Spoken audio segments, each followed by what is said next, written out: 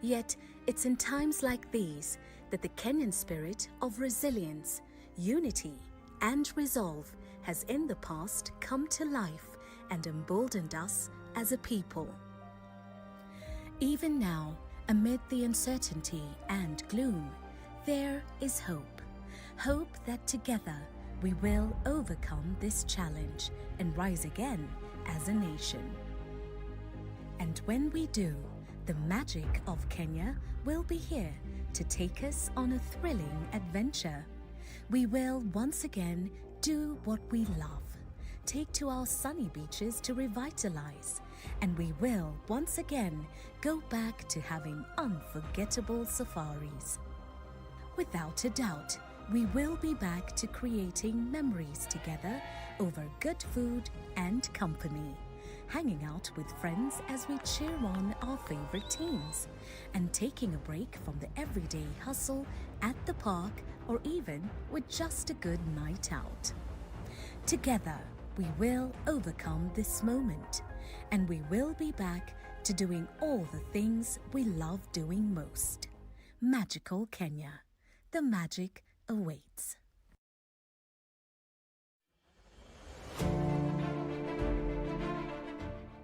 Yeyote aliye na kinga hafifu mwilini yuko katika hatari ya kuambukizwa COVID-19.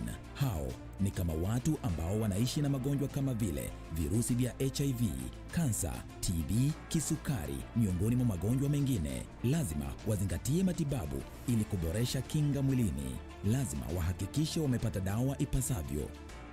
Tembelea kliniki yako au kituo cha afya kilicho karibu nawe kwa maelezo kamili kuhusu jinsi ya kupata dawa. Pia wasaidie jamaa na rafiki kupata dawa. Dumisha mawasiliano nao na ufuate mwongozo wa kiafya kutoka kwa kituo cha afya ili kujikinga na virusi vya korona. Pata habari kuhusu COVID-19 kupitia vyanzo vinavyoaminika. Piga 719 au bonyeza *719#. COVID-19 inazuilika. Jilinde, linda familia na jamii. Ujumbe huu umeletwa kwako na serikali ya Kenya. Elgon Thabiti Fertilizers, the Ministry of Agriculture, Livestock, Fisheries, Cooperatives and partners of the National Farmers Awards congratulate our 2019 winners. The Best Women in Agriculture, Farmer Beth Wairimu Kinuthia. Congratulations. Caroline Mukuhi Mwangi, the Youth in Agriculture Champion. We honor you. Tops in Floriculture, Oserian Development Company and Equinax Horticulture. We are proud of you. To all the winners, we celebrate your valued efforts in feeding the nation and wealth creation. You are our soil heroes.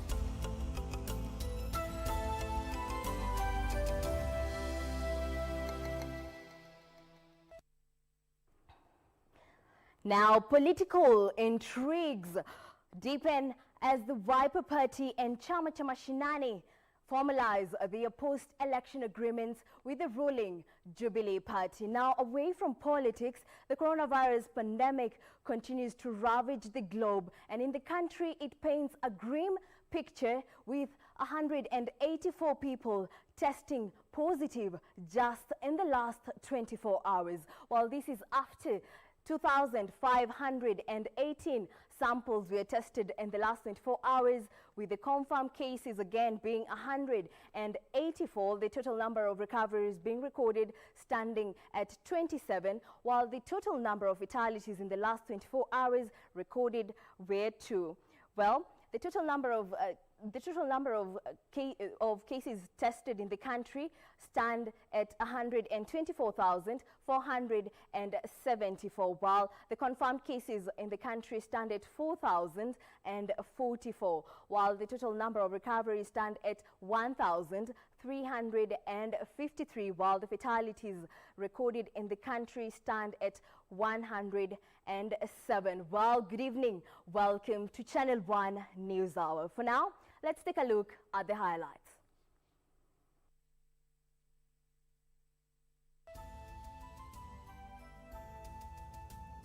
The Wiper Democratic Movement na chama cha mashinani. We are signing a cooperation agreement today. They are going to cooperate with the Jubilee Coalition. Change in political matrix as Wiper and Chama cha Mashinani signs pact with Jubilee Party. We have today 184 cases that have returned a positive result. Coronavirus cases hit record high in the country amid concern over sale of uncertified rapid diagnostic test kits. A vote for Kenya is a vote for global solidarity. A vote for Kenya is a vote for multilateralism. And Kenya rallies the world to support its bid for the United Nations Security Council post ahead of the crucial vote later today.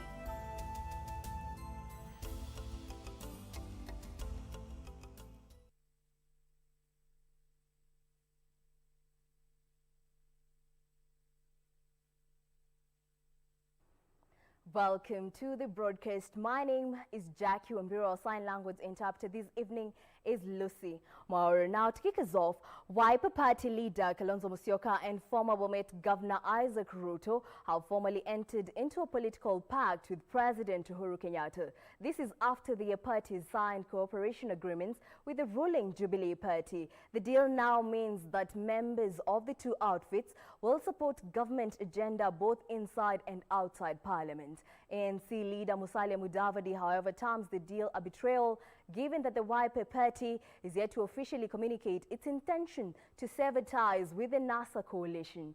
Now, Serafina Ruby has the report. After months of speculation, the top leadership of Wiper and Chama cha Mashinani parties made their way to the ruling party headquarters in Nairobi to seal a deal that has been shaping public discourse. Both the host and the visiting parties immediately go down to business, appending their signatures to official papers concretizing their coming together. Right now, these parties are part of the NASA coalition. And as we have provisions in our constitution, they had a NASA coalition agreement pre-election. They are free to do a post-election coalition. But those, we shall cross that bridge when we get there. This agreement, according to the three entities alongside the independent party KANU, whips their members into rallying behind President Uhuru Kenyatta's agenda. It's also my privilege to host this function on behalf of His Excellency President Uhuru Kenyatta. It is the dream and intention of President Uhuru Kenyatta to bring this country together. And by bringing this country together, it does not mean some people, but it means all the people of Kenya together. With this pact, the two parties undertook to rally support behind the Building Bridges initiative in a bid to unite the country and steer it to development. I'm quite sure we'll be able to move this country in the direction that is necessary. Our intention is to support President Uhuru Kenyatta fully in his declared intention to rid this country of corruption, his intention to unite this country. Both Kalonzo and Ruto were, however, quick to point out their outfits are yet to sever ties with their parent coalition, NASA. I'm sure that the next thing you want to ask is, where do we go from here? We shall cooperate in terms of this agreement, cooperate fully in terms of enhancing Jubilee's programs in Parliament, in both houses of Parliament, the National Assembly, as well as the Senate. The rationale behind that was that we wish to ensure peace. And we want to thank the leadership of Jubilee because they have gone out of their way to bring all the leaders to work together. Working together does not mean abandoning our ideals and abandoning our political parties. It means we are opening a new chapter in this country. But ANC leader Musalia Mudavadi is taking none of it, maintaining that the move by Wiper to enter into a pact with NASA's rival coalition is an act of betrayal. If you develop a pattern or a habit that you can enter into coalitions or you can enter into agreements and then you break them at will, it will only be a matter of time and people will come to the conclusion that if you enter into any agreement with these individuals, you are in trouble because they have a reputation of not honoring what they sign up to. Mudavadi wonders why the Wiper Party leadership is yet to officially communicate its decision to operate away from the opposition coalition, terming the latest move mischievous. If people feel that it's different, why not gather the courage and formally put it on pen and paper and say you have exited NASA because you prefer to make a certain arrangement. You remember the famous story, unaweka mguu moja huko alafu unatembea paka wanasema utapasuka msana. So let us tell Kenyans what we really want. Well, this comes as a big shake-up with all eyes now directed to the Parliament, the parliamentary committees, the Senate, to see if there will be any forthcoming changes. Reporting for Channel 1 News, I'm Sarafina Robi. Now, Kakamega Senator Cleophas Malala will chair the Senate Select Committee on impeachment of Governor Anne Waiguru, with nominated Senator Abshiro Halake deputizing him. Speaking after the committee's inaugural sitting, Senator Malala committed to remain fair to all parties involved in the matter. The Senate Select Committee on impeachment of Governor Anne Waiguru held its first meeting Wednesday to elect its leadership as well as plan its sittings. Kakamega Senator Cleophas Malala was elected unopposed as the chairperson, while nominated Senator Abshiro Halake was elected as the vice chairperson. The sole agenda being to serve justice to both County Governor Anne Waiguru and County Assembly of Kirinyaga amid a negative public perception against the Senate. There is what we call public perception, but we are not guided by public perception. We have been selected by the House to transact on behalf of the House, that we shall not be influenced by anybody. And I also want to take this opportunity to caution members of National Assembly not to delve with issues in the Senate. We are two separate houses. Let them conduct their business in the National Assembly and not interfere with business in the Senate. We are an independent house. The Senate's committee is expected to start its sittings on Monday, but the first hearing will be accorded to the Kirinyaga County Assembly on Tuesday next week. Governor Anne Waiguru will submit her response on Wednesday next week. The senators are expected to retreat on Thursday to write a report which will be tabled before the House on Friday next week.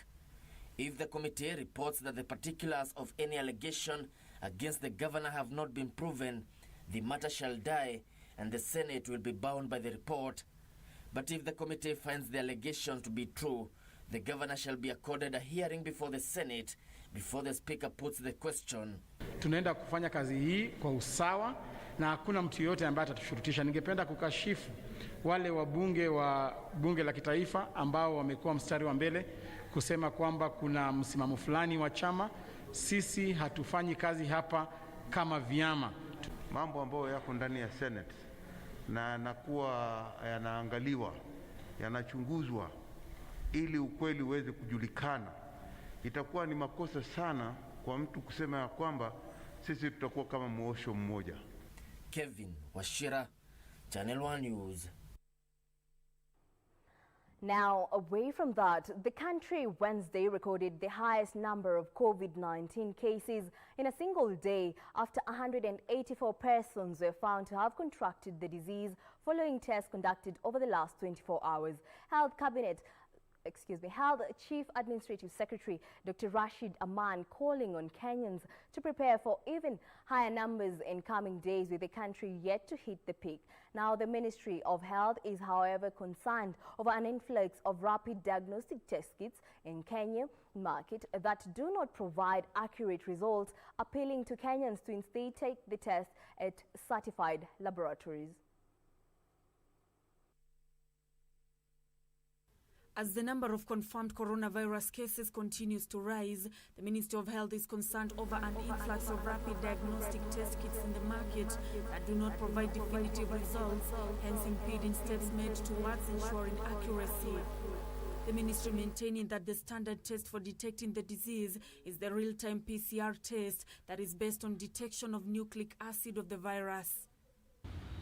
That is the only test that definitively identifies the presence of coronavirus in those that turn out positive. For Kenyans, please do not take those results as of an RDT test for now, giving you the comfort that either you are negative of COVID-19, or in some cases giving you the anguish of telling you that you are COVID positive. And as the ministry is in pursuit of accuracy, the numbers are rising fast, with the country recording the highest number of positive cases in a single day after 184 people tested positive from a sample size of 2,518, bringing the total COVID-19 tally in the country to 4,044 cases. All indications are that we are now probably entering into the exponential phase of our curve, which is the steep rise phase of our curve. Such figures have the potential to quickly overwhelm our health facilities. We must not allow this situation to happen. Nairobi accounting for the highest chunk of the new cases at 111, Mombasa 19, Kajiado 14, Meru 13, Kiambu 9, while Busia recorded 6 cases. Vihiga now becomes the latest county to record a COVID-19 case, bringing the total number of counties so far affected to 40. Nancy Okware, Channel 1 News.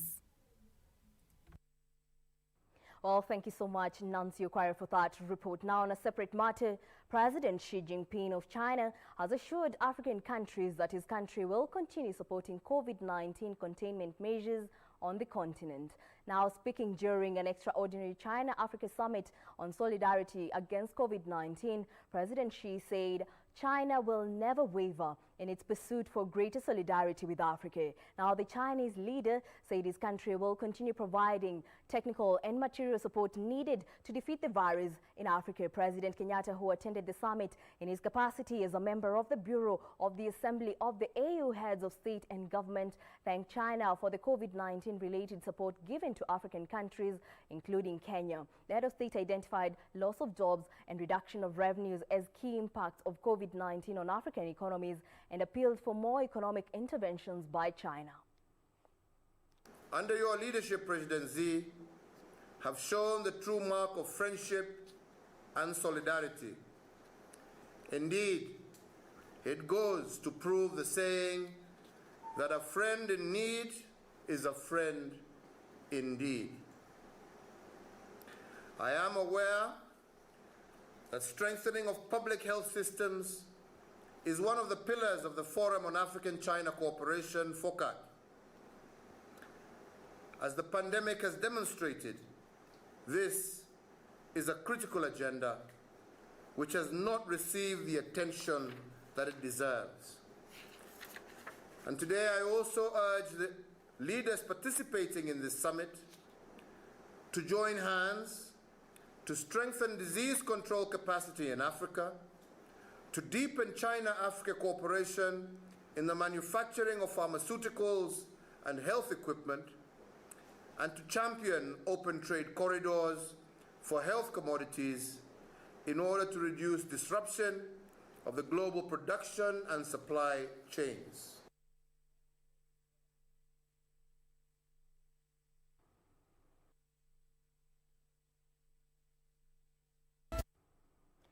That report brings us to a fast break here on Channel 1 News Hour. Don't go too far, we'll be right back.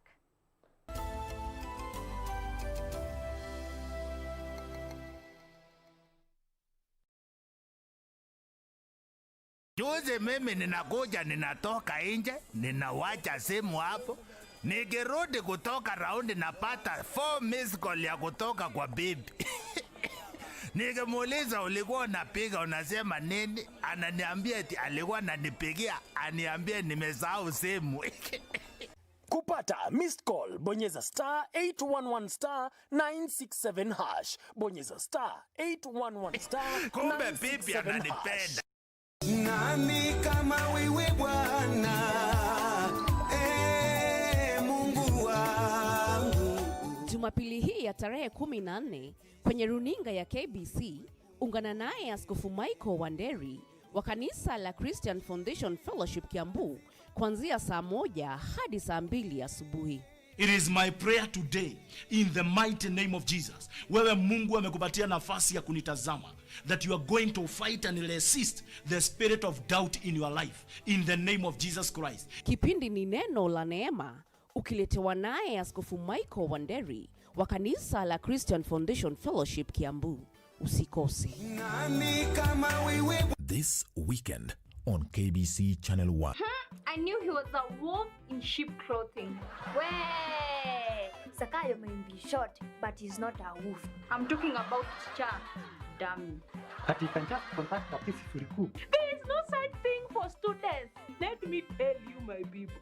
Tutakula na kukunywa tiaga. But walimu told us to do for ourselves. But I'm paying school fees for him to teach me these things. Otherwise, I'd buy books and read for myself. You have really changed, eh? This backstabbing total of a character is not you. I had to change. Classmates, every Saturday on KBC.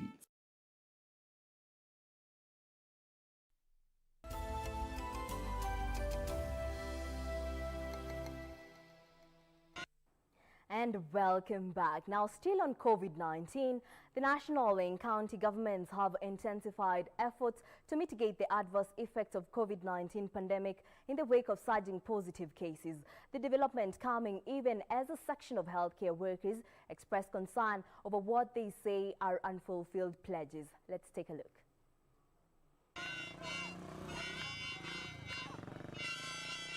Health workers in Embu County staged a peaceful demonstration blaming the county government of allegedly turning a deaf ear to their grievances. The workers lamented over COVID-19 allowances, personal protective equipment, among other grievances that they say the county administration has failed to address. Toka leo wafanyikazi wanasema watafanya kazi kama mahitaji yao yamesikizwa na yametendwa vile wanataka. Elsewhere, Kenyans have been urged to stop stigmatizing their fellow men and women alongside children who have contracted the coronavirus disease. Health Principal Secretary Dr. Susan Mochache says branding infected persons as coronavirus victims was depressing to the affected. Speaking after inspecting the Mathare Nyayo Hospital, Mochache said coronavirus disease is like any other disease, which with the right management can be cured. Hatufai kutenga mtu wowote ambaye ako na ugonjwa wa virusi vya corona, na akishapata matibabu na amepona, mtu huyo atakuwa ako sawa kabisa. Hakuna haja ya kumuogopa au ya kukataa kuwa karibu naye. County's Woman Representative Pamela Odhiambo and Deputy County Commissioner Kimani Maina attributed the state of affairs to heightened tensions within households and restrictions on income-generating activities needed to sustain families. Children are ours, the wives are ours, the husbands are ours, the old mamas are also ours. Please, it is high time we relearn how to live collectively together as a peaceful society. And an employee at Galot Estate in Kiambu town who is also suffering from hearing impairment is seeking justice after he was assaulted by people well known to him. Duke Nyanchoka, a dog handler at the estate, is said to have been attacked by two workers at the estate after they clashed while implementing COVID-19 guidelines within the estate. Kumekuwa na makesi za harassment na tumekuwa na maubisi ambao tumereport, but no action has been taken so far. There are around 10 cases ambao tumereport. Na tukiuliza hata wale ambaye disabled wengine haki zao zimekosa kupatikana sababu ya yale mambo ambaye iko katika nchi hii ya Kenya, tunataka ya kwamba yote serikali ichukue hatua ya dharura katika wale ambaye IOs ambaye hawapeleki hizi kesi kotini. Finally, Commissioner General of Prisons Wycliffe Ogalo says strict precautionary measures have been put in place to ensure that inmates do not contract the coronavirus in all the 129 correctional facilities across the country. That one basic thing and one basic strategy towards combating COVID-19, sanitation, is observed. Beatrice Gatonyengetich, Channel 1 News. Now let's shift gears from COVID-19, where President Uhuru Kenyatta is calling on the international community to rally behind Kenya's bid for the United Nations Security Council post. In his final plea before the crucial vote later today, the head of state vowed that Kenya will advance the Pan-African agenda of global peace, solidarity and multilateralism if given the non-permanent seat at the council. Now, the head of state cited Kenya's long history of contribution to peacekeeping interventions, adding that Kenya has the right credentials to champion the interests of the African continent. As Kenya seeks to win the non-permanent seat of UN's most powerful body for the 2021-2022 period, President Uhuru Kenyatta has said Kenya will promote the Pan-African agenda of maintaining global peace, solidarity and multilateralism if elected to join the United Nations Security Council. A vote for Kenya is a vote for peace. A vote for Kenya is a vote for global solidarity. A vote for Kenya is a vote for multilateralism. A vote for Kenya is that even the smallest voice shall be heard as the largest and most powerful voice. Reflecting on Kenya's long history of contributing troops towards peacekeeping interventions, the president noted that the country has the right credentials to represent the continent.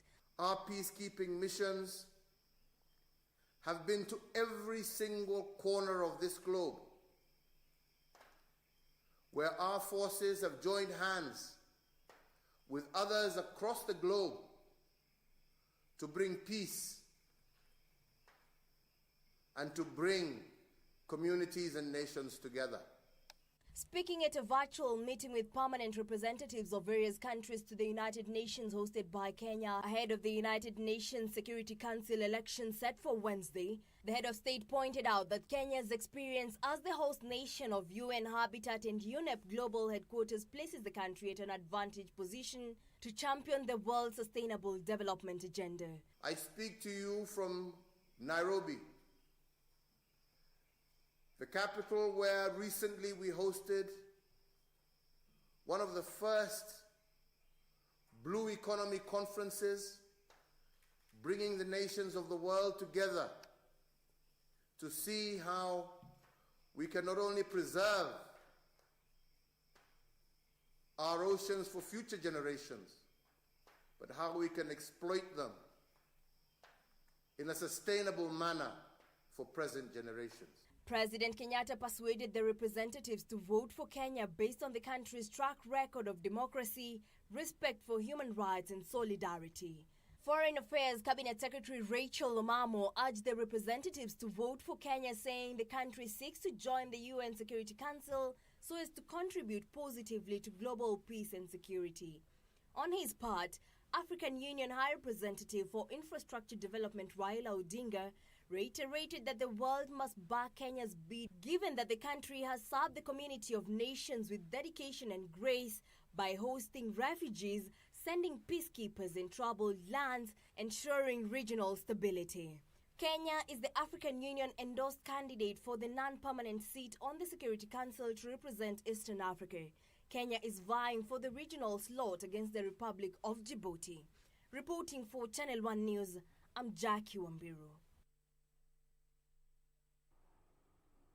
Well, not forgetting that this is the D-Day over Kenya's bid for a seat at the United Nations Security Council. Now, the UN General Assembly will elect 5 new members of the Security Council for 2021 and 2022 during the 74th session at the UN headquarters in New York. Now, Kenya is pitted against Djibouti for the African group seat currently held by South Africa. The votes will take place as from 3 a.m. local time, and the results will be announced by the Assembly President at around 5 a.m. local time. Now, moving on to a separate matter, the advisory body that is tasked with the responsibility of reopening of places of worship has commenced execution of its mandate. Now, the Inter-Religious Council that was appointed by the government is expected to guide the development of protocols for a phased reopening while taking into account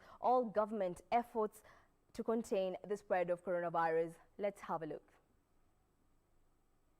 Pursuant to President Uhuru Kenyatta's directive for the development of procedures that will guide the reopening of places of worship for in-person congregational gatherings, Cabinet Secretaries Mutahi Kagwe and Dr. Fred Matiang'i jointly appointed the Interfaith Council that will guide this process.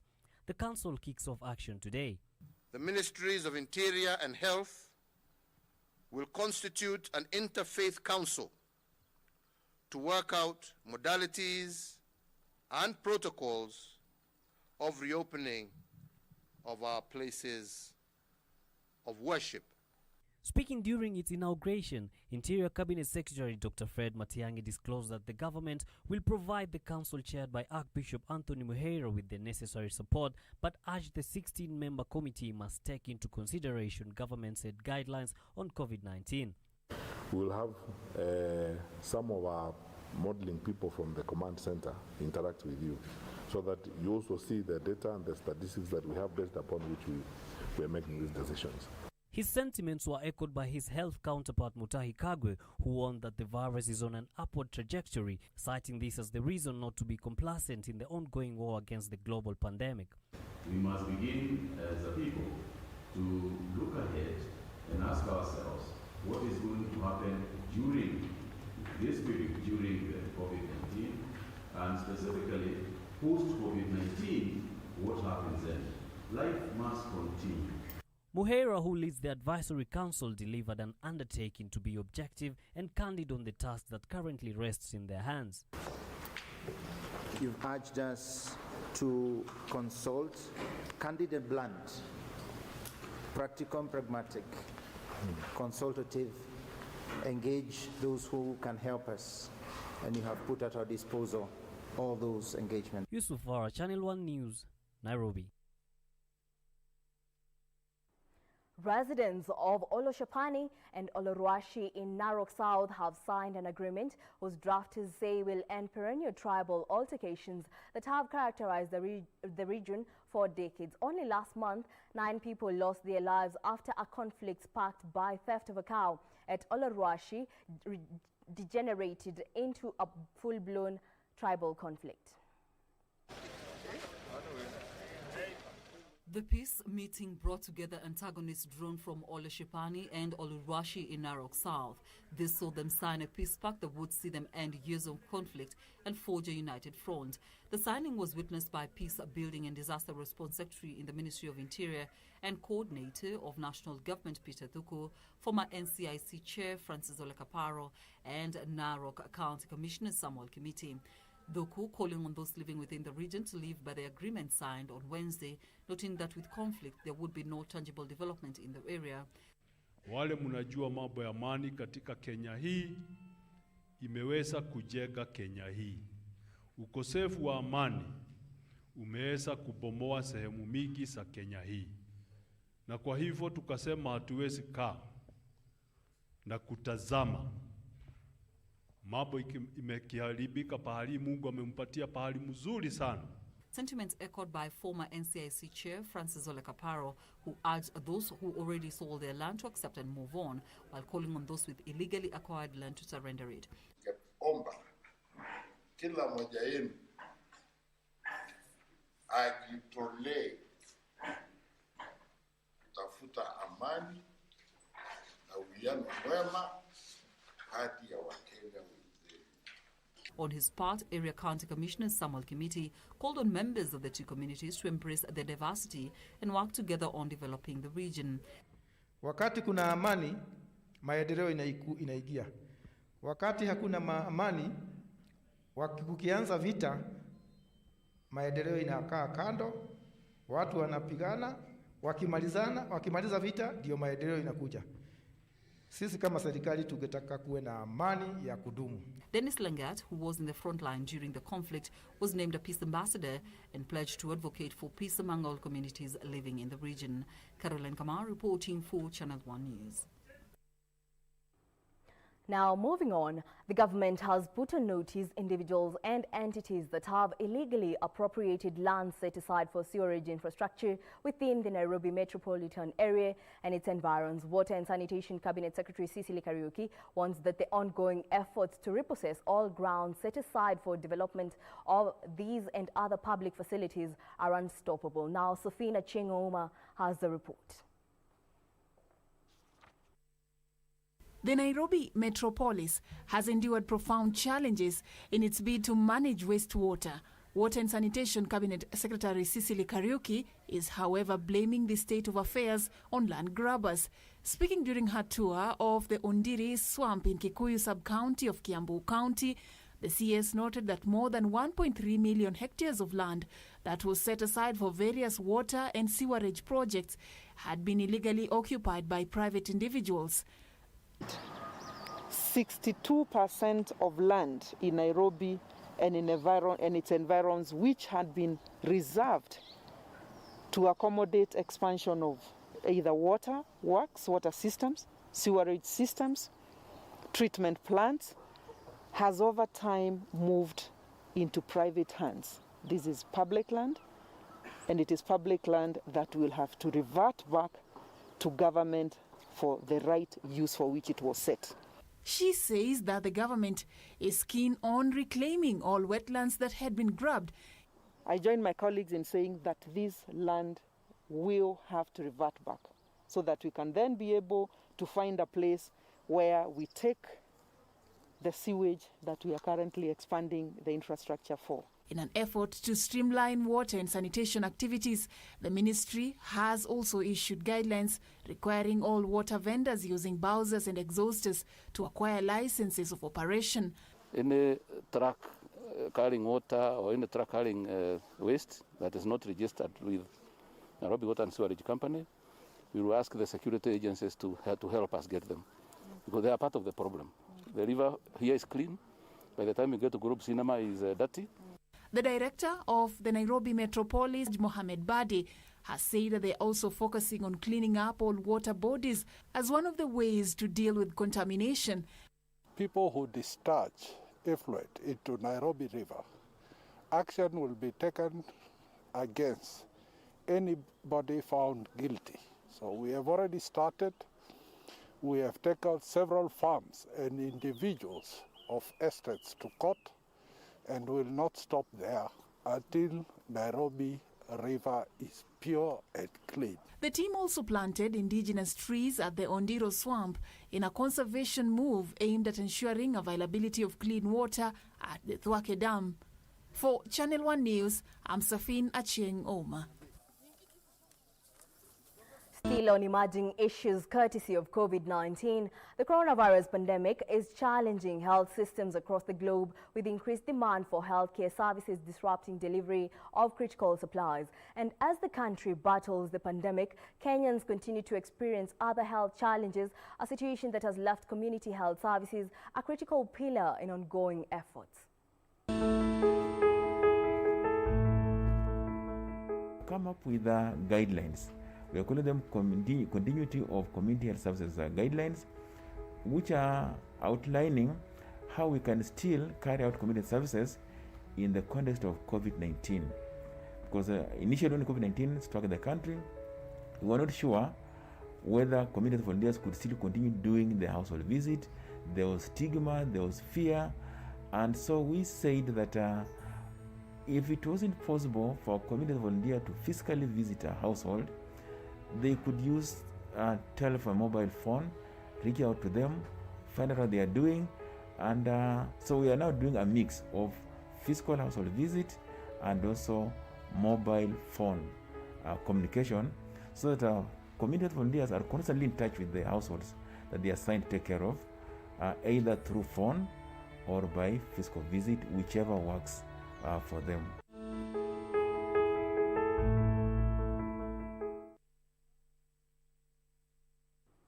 The World Health Organization has welcomed findings of a University of Oxford study that found dexamethasone, a cheap, widely available steroid, helped save the lives of people with severe COVID-19. Now, globally, more than 8.3 million people have been confirmed to have coronavirus, while over 447,000 have succumbed to the disease, according to data compiled by Johns Hopkins University. Now, the United States has the most cases and deaths, followed by Brazil. In what has been billed as a breakthrough in efforts aimed at containing the spread of coronavirus, a study by Oxford University found dexamethasone could help save the lives of people with severe COVID-19, findings that have been welcomed by the World Health Organization. Researchers have since shared initial insights on the results of the trial with WHO, which plans to update its guidelines on treating people stricken with COVID-19 to reflect results of the clinical trial. Brazil has reported nearly 35,000 new coronavirus cases on the same day that one of the senior officials leading the country's response to the crisis claimed the outbreak was under control. The country is the new epicenter of the coronavirus pandemic, a crisis that is worsening by the day. Meanwhile, China's capital Beijing confirmed 31 new cases of coronavirus on Tuesday, even as coronavirus restrictions were tightened across the capital. Beijing's Education Commission has ordered the closure of all capital schools over the new outbreak, while provinces and cities elsewhere in China are responding to the outbreak of the coronavirus in the capital. Elsewhere, the United States, Canada and Mexico have agreed to extend their restrictions to keep their shared borders closed to non-essential travel until at least July 21st. This, as United Kingdom Prime Minister Boris Johnson said he would like to see unrestricted travel to Spain and France, but defended his government's quarantine policy on arriving visitors. Meanwhile, India recorded more than 2,000 deaths on Tuesday. The country has confirmed more than 354,000 infections, making it the country with the fourth highest tally in the world. Deaths in Sweden from COVID-19 passed 5,000, far more than in neighboring Nordic countries. Globally, nearly 4.3 million have recovered, according to data compiled by Johns Hopkins University. For Channel 1 News, I am Emily K. Bade. Now let's shift gears, where drama unfolded in Embu town after a man and woman engaged in an altercation of alleged failure to honor a child upkeep pact. Now, according to the middle-aged woman, the two sired a child with the man in question 12 years ago. Details of these and other highlights in the County News Roundup.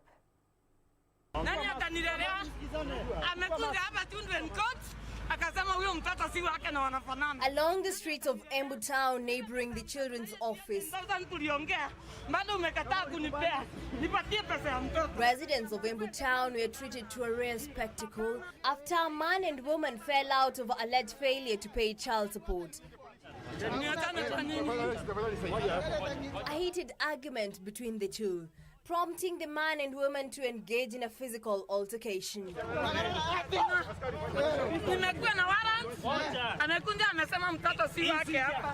Police were forced to intervene as the situation threatened to get out of hand. Despite their efforts, it was a hard task to handle as the two were inseparable. But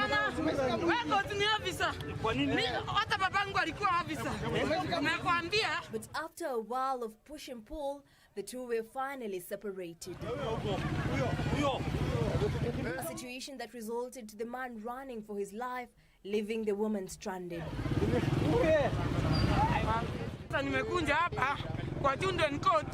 kuandikisha awe analea mtoto wake kwa Amerikani base commander huko Voi.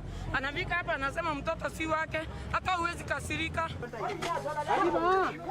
Meanwhile, Transmara West residents are up in arms protesting over an impassable road, accusing area political leaders of using it as a tool to woo voters over the years. According to the residents, the 4-kilometer Mutin-Kuar-Nganaio road is in a pathetic state, a state of affairs that has paralyzed day-to-day activities in the area. Tunaomba nyinyi tafadhali viongozi tuwe pamoja, mkuje tuwe pamoja, mtuundie manjia, mabarabara tu, hatuna kitu kingine ambaye tuko na nyinyi. Elsewhere, the scaling down of operations at the courts due to COVID-19 pandemic has escalated a case pitting a landlord and his tenants in the city's Pangani area. Efforts to reach a consensus outside the court appears to have failed to yield results. As at now, we are unable to access the premises because they've been so violent and they've denied us access. Finally, work on the proposed 1.7 billion shillings Likoni floating footbridge that will link Mombasa Island to the mainland south is expected to begin soon. Coast Regional Commissioner John Elungatas says the first pedestrian footbridge to be built at the Likoni crossing channel is expected to end the perennial human congestion at the busy crossing channel. Should be able to serve the public that has always used the ferry, and it will ease a lot of congestion that we see on our ferries on a daily basis.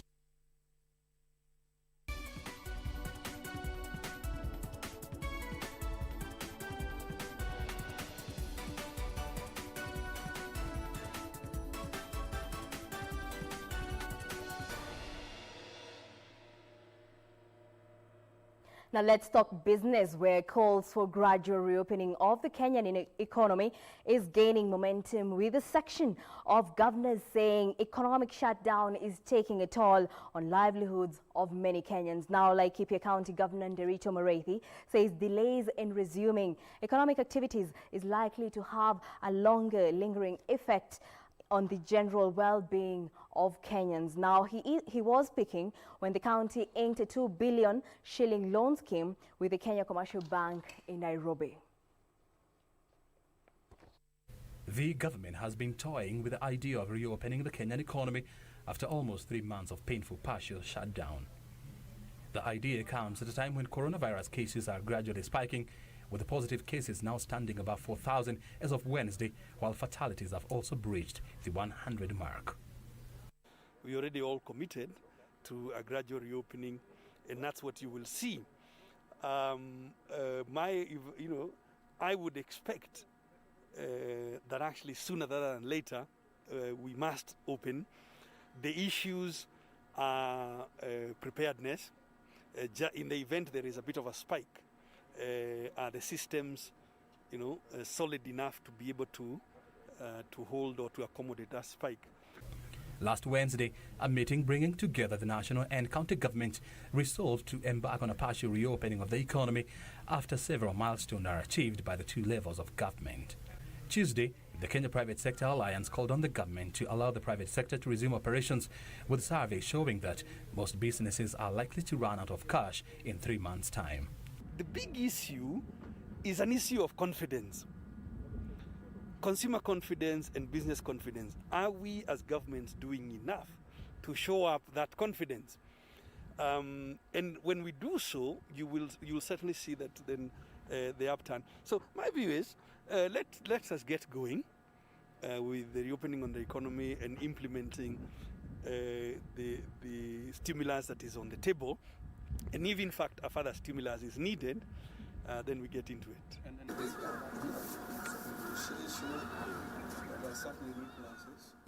Speaking during the signing of a loan agreement deal between Kenya Commercial Bank, Laikipia Governor Ndirito Muriithi has said most counties are now well equipped to deal with the expected spike in COVID-19 cases. The 2 billion shillings loan facility will go towards easing credit access to small businesses that have been negatively impacted by the coronavirus pandemic. O'Brien Kiman for Business, NewsHour. The government has developed tourism industry guidelines that will enable the industry to gradually recover once the country reopens to international travel. Now, Tourism and Wildlife Cabinet Secretary Najib Balala says Kenya is currently engaging the World Tourism and Travel Council to ensure the protocols are compliant internationally as the country looks to jumpstart the sector within the next 2 months. Over 90% of tourism earnings, amounting to billions of shillings, has so far been wiped out since the collapse of the sector in early March. This means a drastic reduction of 170 billion shillings in receipts, or a 10% of the GDP lost, as most players shut down their businesses. To this end, the government says revival plans are in top gear. The strategies we have put in place are very important, and we have liaised with global partners internationally to make sure that we are seamless. We have developed the protocols.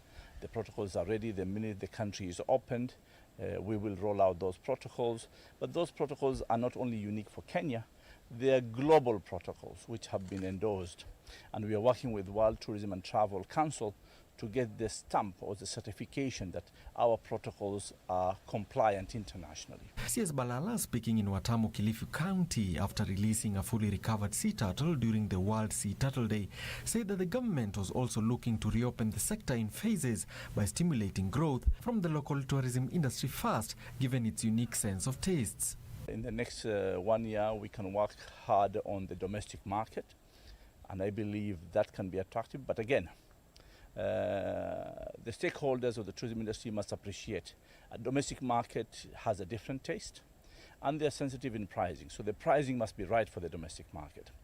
International market will come end of the year 2021, and that market also is not to replace the domestic market, but to work concurrently. At the same time, Balala urged tourism stakeholders to exercise patience as the government moves to actualize the 3 billion shilling stimulus package announced by the National Treasury CS Yukuriatani last week during his budget speech. Yes, it's just been announced, so it has a whole process of parliament. The minute the parliamentary process is over, we are also in the process of creating the legal framework and also the guidelines how this money will be dished out.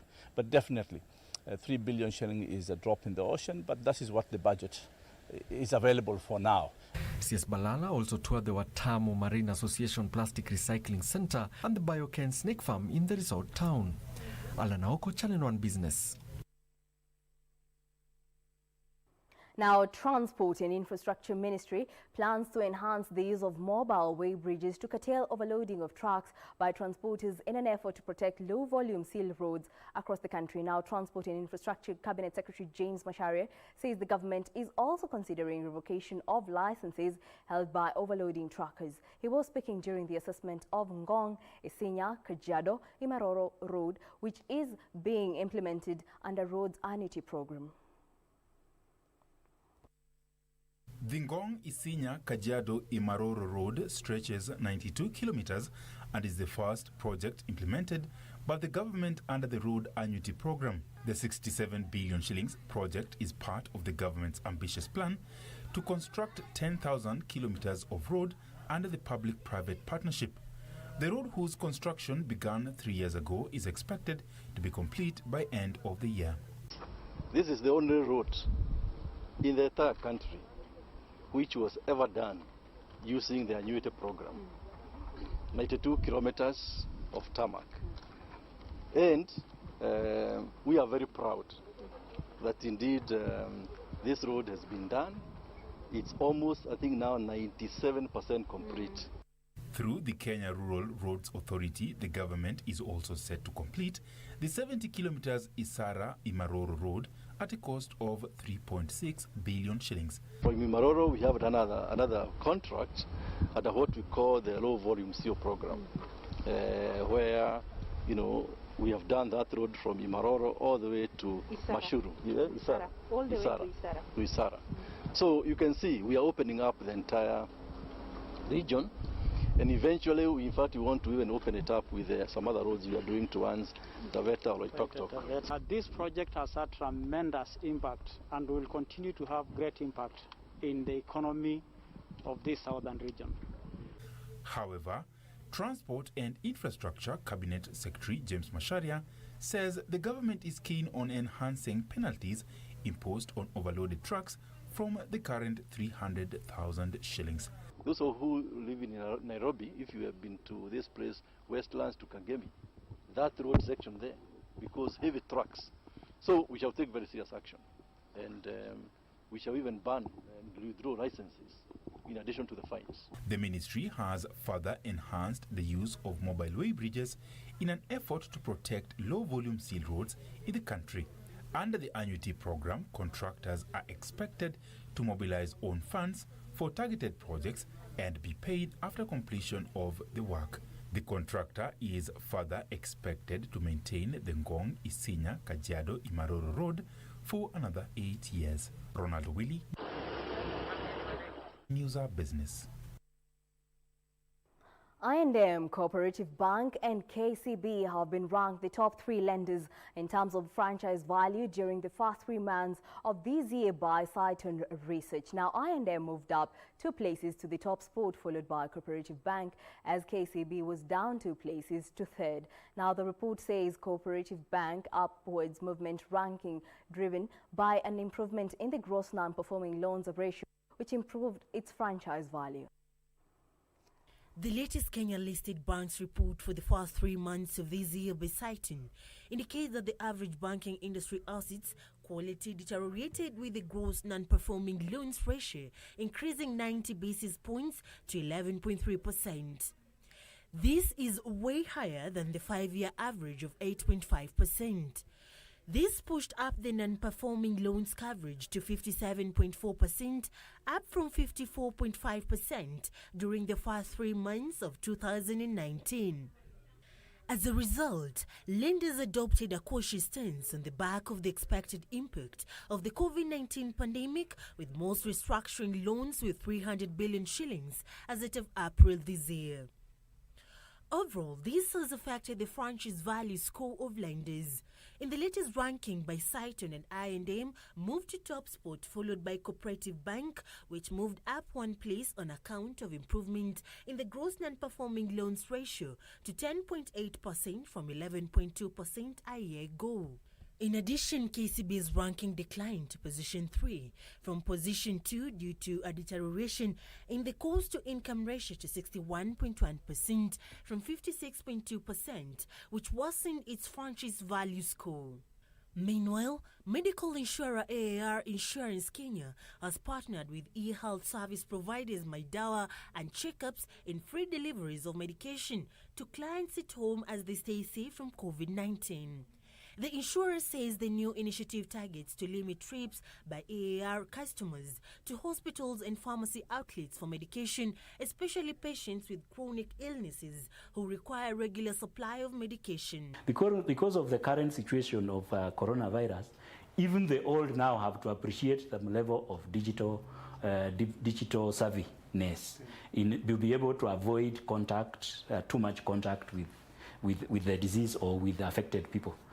Health experts have warned that persons with underlying conditions like diabetes, cancer, hypertension, and HIV and AIDS are at higher risk of being infected with COVID-19.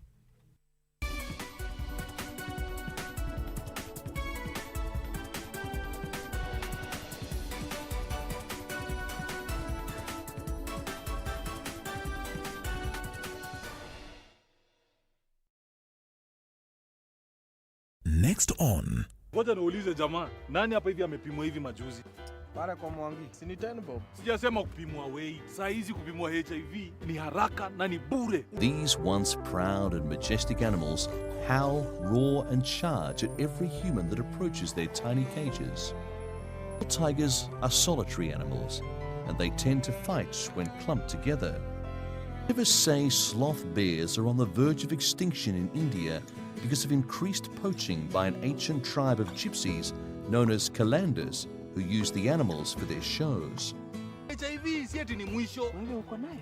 Mimi nilishapima. Afya bora, maisha bora. Jipime, jiinue. Hamjambo Wakenya wenzangu. Mimi ni Mheshimiwa Mize. Ninalotaka kuambia ni kuwasihi ya kwamba korona iko.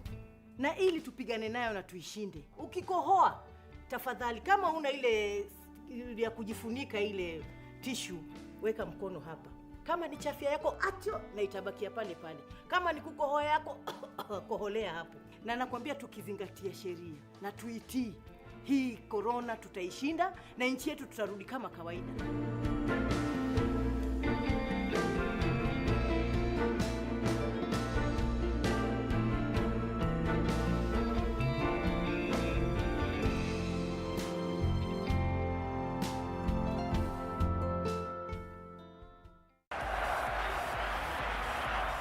The Harambee Stars squad that clawed the Super Eagles of Nigeria turned Gabon as well to the delight of their fans at Kasarani, where they kept them on their feet. And it in! Yes, it's there! Yes, it's there! He makes good of his mistake. We continue our trip down memory lane this Saturday at 4 p.m. as we recap the 1998 Africa Cup of Nations qualifier straight from our archives and only on KBC Channel 1, Soca's finest.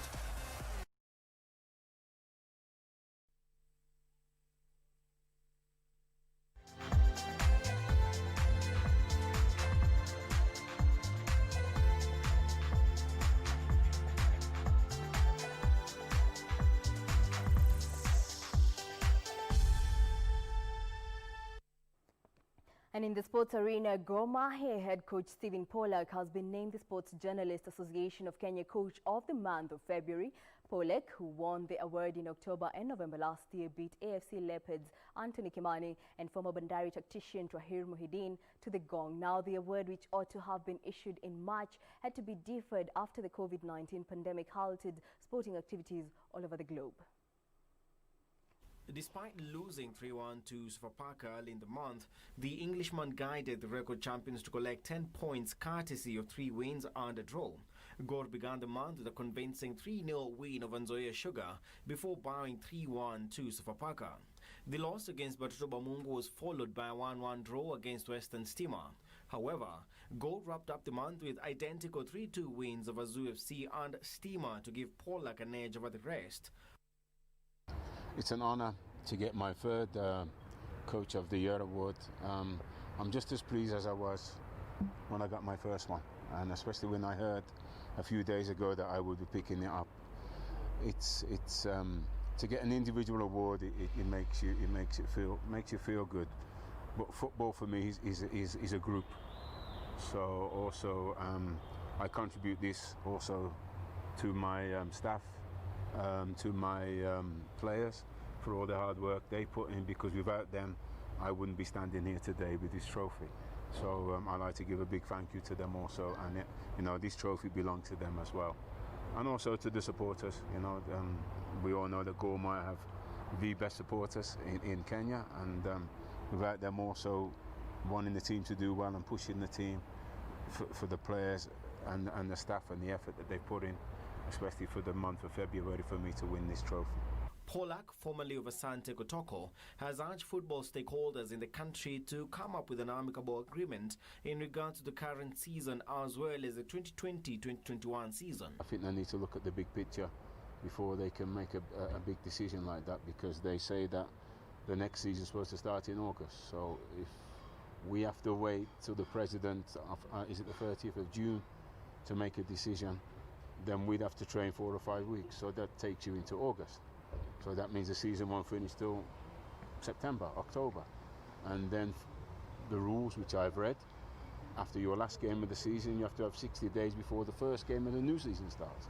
So basically that means January we would start next season. So they need to take a good look at that and make a decision very quickly. Ingwe's Anthony Kimani guided AFC to gather 9 points thanks to wins against the Lindsay Stars, Sofapaka and Chamilil Sugar, while Muhyiddin led Bandari to scoop 8 points.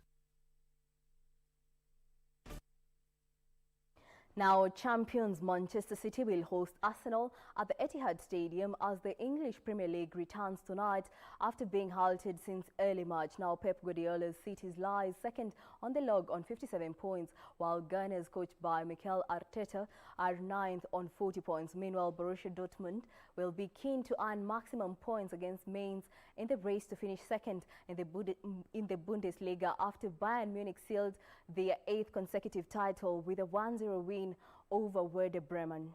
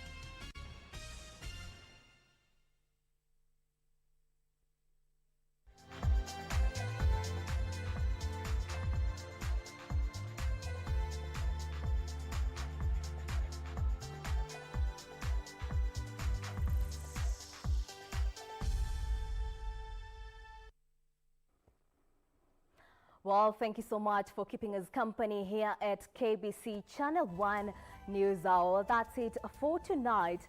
I'll leave you in the good hands of Irene Muchuma with the weather updates.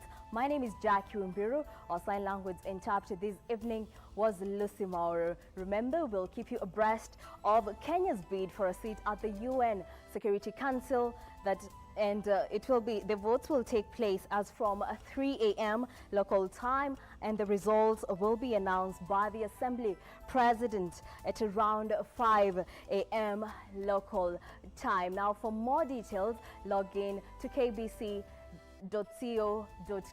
That is our website. Well, have a good night.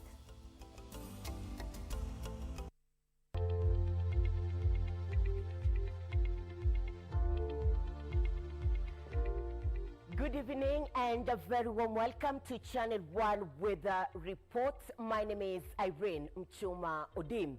It is one of those nights that the capital is experiencing partly cloudy conditions equally in several parts of the country, save for a few areas in the northeastern as well as the northwestern, where showers accompanied by thunderstorms are currently being experienced. Thursday morning, the capital will be cool and cloudy, and these will also be experienced in Nyeri and Meru. In Kisii, Eldoret, Kericho, and Kakamega, it will rain over a few places. And for you at the coastal strip, Lamu, Mombasa, Malindi, expect cloudy conditions, but that won't be the case over the northeastern parts of the country, moving all the way to the southeastern lowlands, where it will be sunny. In the afternoon, the rain intensity at the Lake Basin region will intensify, and that will continue over the northwestern parts of the country. The northeastern will continue to be cloudy. It will rain in the coastal strip, and that will be in Lamu, Mombasa, and Malindi.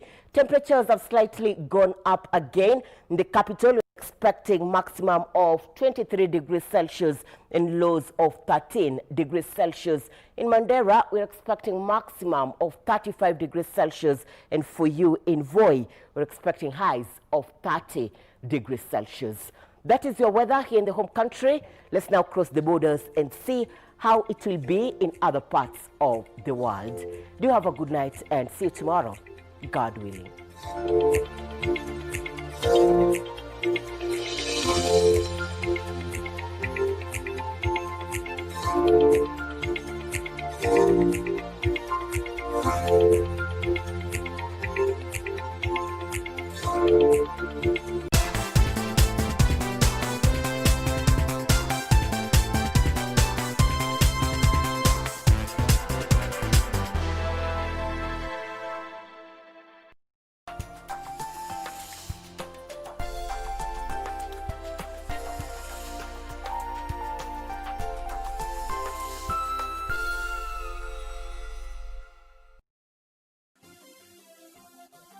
Beauty College. Vera Beauty and Fashion College, with branches in Nairobi, Eldoret, Thika and Meru. Did you know that we are a TVET approved institution? We offer courses in fashion design, interior design and soft furnishing, event decoration, flower arrangement, event planning, beauty therapy, makeup, nail technology, spa massages, teaching skills, TOT, solo business management, and many more. Register now and visit our website on www.verabeautycollege.com. You can also call on 0725 923 550 Nairobi branch, 0728 087 689 Eldoret branch, 0722 227428 Thika branch, 0725 000 706 Meru branch. Vera Beauty and Fashion College.